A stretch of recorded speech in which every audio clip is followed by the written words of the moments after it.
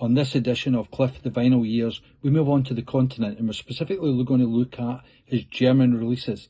And for the Cliff Richard fan, this is a massive part of the collection. Let's discuss it more.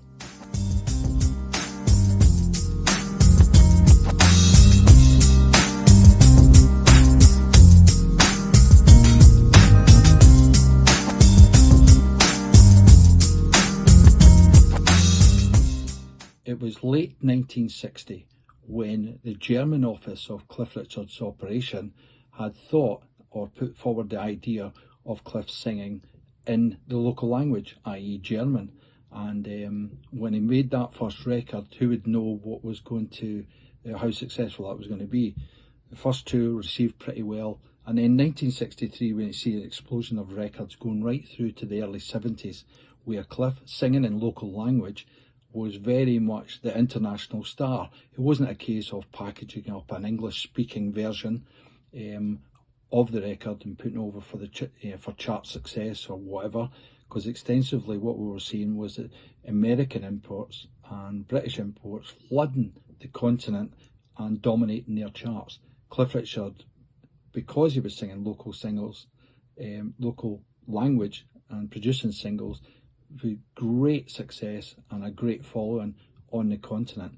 When we talk about what that meant as far as the continent went, extensively he could sing in Spanish, in Italian, French and in German. And it's in Germany that we see his greatest success, and producing around about 2 records a year throughout that decade, or just beyond a decade of making the records, records in that language.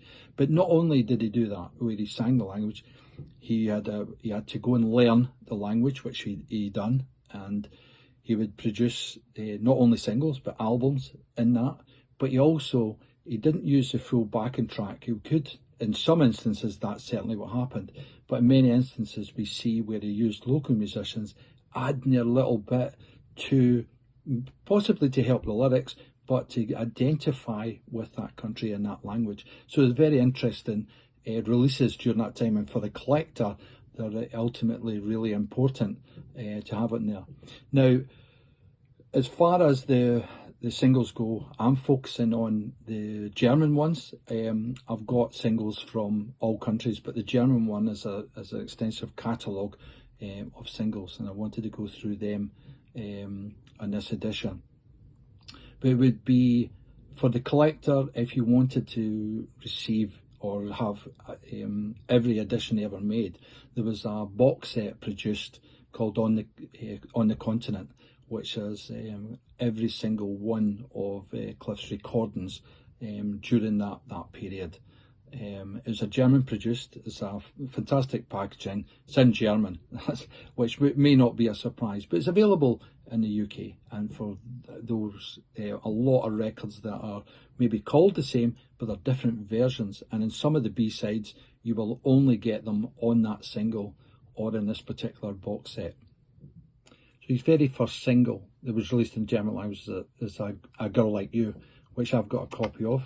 Quite often you see the continent issues have got the centre mix missing, so the blank hole in there. So that's quite common amongst there. But also uncommon is the covers. What we see is that in Britain we were having the EPs with covers.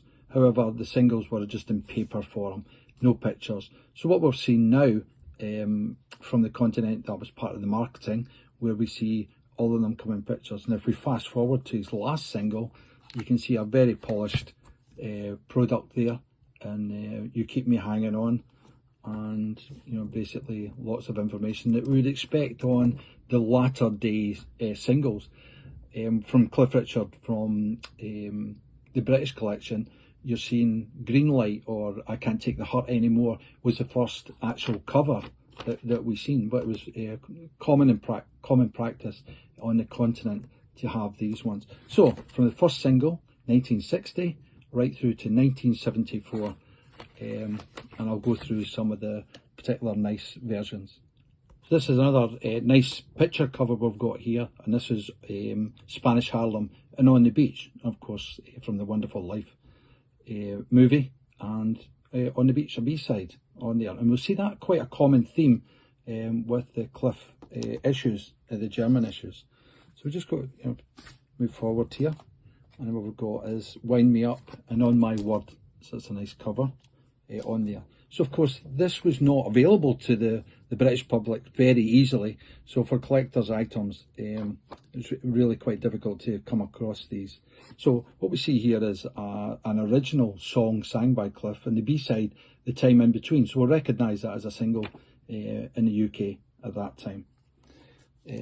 Moving on, we've got another one here, which is the original foreign language song, and the B-side, The Day I Met Marie. So you're seeing a kind of a theme going through there with Cliff singles on there.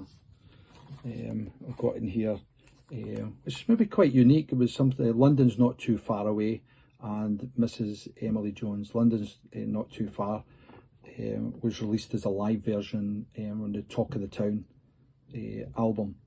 And what we see here is something that just wouldn't have been released in the UK, or we don't think so anyway, or considered if it was.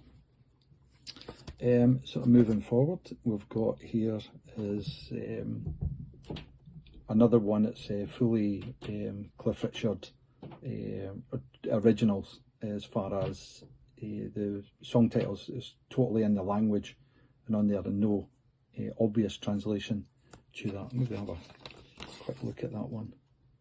So it sometimes tells you underneath the label what the song translation is in English.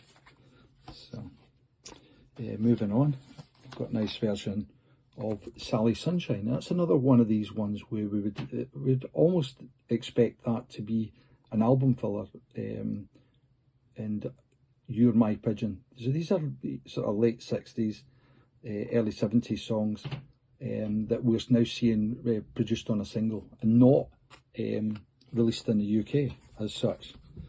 Let's see, that was the Eurovision Song Contest, Power to All Our Friends. So that was 1973. So you're seeing it sang, same song, it sang in a foreign language, which was nice.